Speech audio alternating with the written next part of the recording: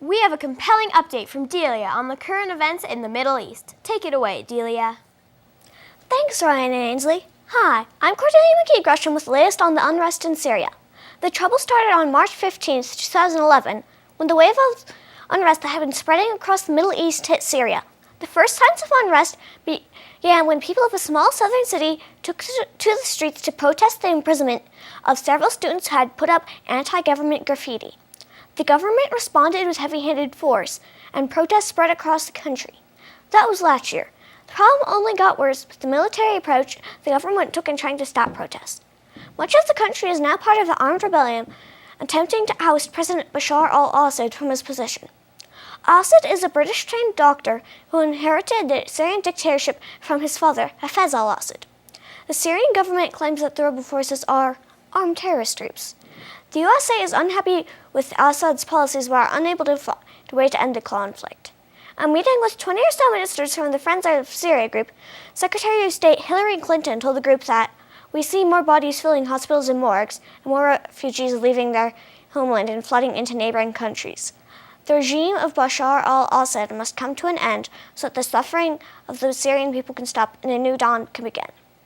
Thanks for listening and try to be informed on Global News. And now back to the news desk. Thanks, Delia. It's important for us to keep updated on what is happening around the world and right here in our own country. With news on the 2012 presidential election, let's turn to Orion for an update. Now, as your election advisor, here's some information about the 2012 presidential election.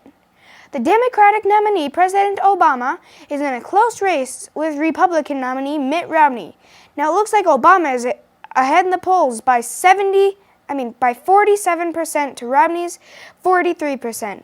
Why should you care? Because the race is close, and this guy is going to be your president.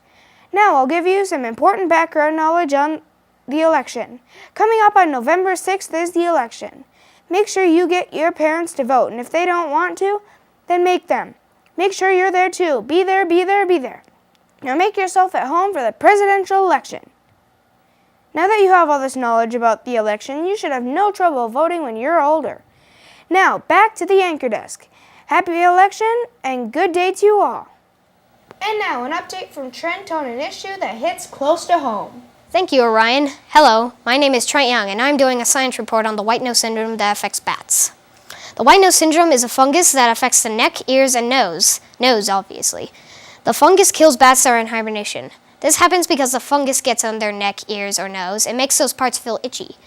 Since bats and other animals have so little energy during hibernation, they use it all up to scratch the itchy parts. When they use up all their energy scratching, they die soon after. This is important because if bats become extinct in Colorado, the rate of bugs, including mosquitoes, will increase rapidly. This might have an impact on the spiders. There are many ways the fungus gets on bats. One way is the fungus gets on our clothes, then gets on the bats. You can help by wearing clean clothes on every hike to a bat-populated area to avoid the fungus getting on bats. Make sure never to go past nets or caution tapes that are guarding a cave or blocking off an area. Never throw stuff, old or new, into bat caves or areas. Now back to Ainsley and Orion. Thanks, Trent. As you all know, it is October, and while Halloween is on the minds of many kids in Boulder, Ainsley and Emily want to let you know about another lesser-known holiday this month. National Pumpkin Day! You may think that pumpkins are just an ordinary squash. But no, they have their own national holiday. It's just right around the corner, too. It's on October 26th. That's just 5 days away from Halloween. And to celebrate this national holiday, you can throw pumpkins, carve pumpkins, or eat pumpkins. Pumpkin pie. Who doesn't love pumpkin pie? Also, roasted salted pumpkin seeds will make your taste buds dance, or even just plain old pumpkin bread. As you can see from this interesting picture we call Hungry Pumpkin, some people take pumpkin carving very seriously, but you don't have to make it super complicated. Plain old pumpkins just with a smiley face are great for Halloween spirit as well. What you may not know is pumpkins were originated in North America.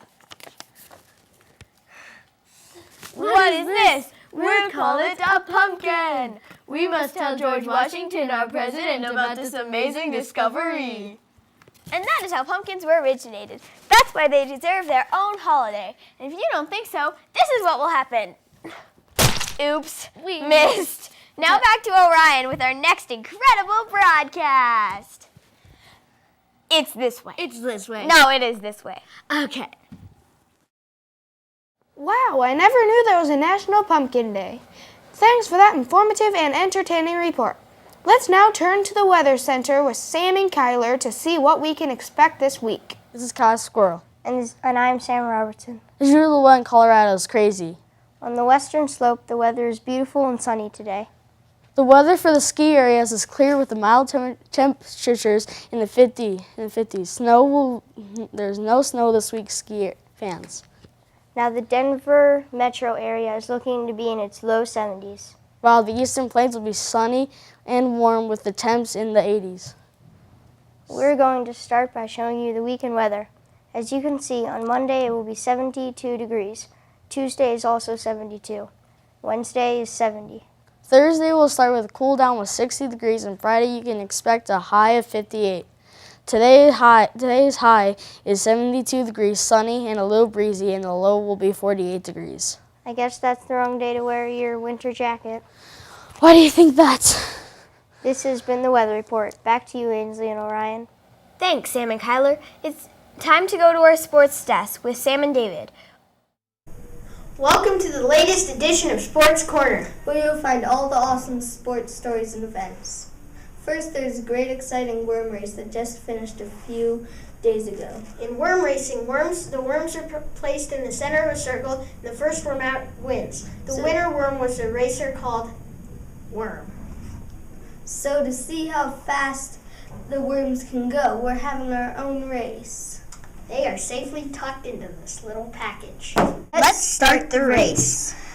It looks like Slippery's not doing so well. He's still in the middle of the circle. Fat Cat, it looks like Fat Cat's too fat to get anywhere. Let's see if water helps them out. They look pretty tired. Come on, Worm. Fat Cat looks like he's taking a break for it. What about Peyton Manning and the Broncos? They're actually a playoff contender this year. I'm considering buying tickets. I'm considering going back to the snail race. There goes Squiggly. I think he found a way out of the toothpicks. Or is he just tying himself in a knot?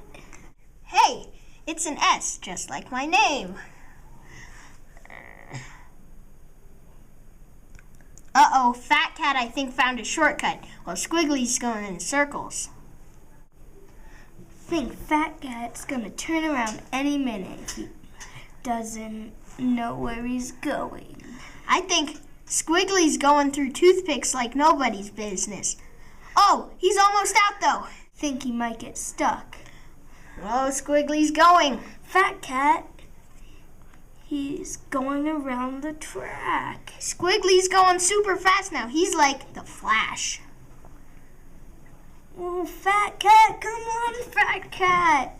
Come on, Squiggly, you got this. Let's give him a little nudge. Come on. I don't know, he's going the other way. Oh, Squiggly's almost done. Oh, come on, Squiggly. You're almost there. Fat Cat. Squiggly, you're about yay! Oh. And Squiggly wins. It looks like Squiggly just won. No, not Sam Snail. But Fat Cat will get Squiggly next time. I don't think so. Squiggly looked a lot faster and more athletic in this race. Well, I guess that's all for Sports Corner. Now back to Ryan and Ainsley. Thanks for tuning in today for the Mesa News. Until next time, take care and don't forget to vote.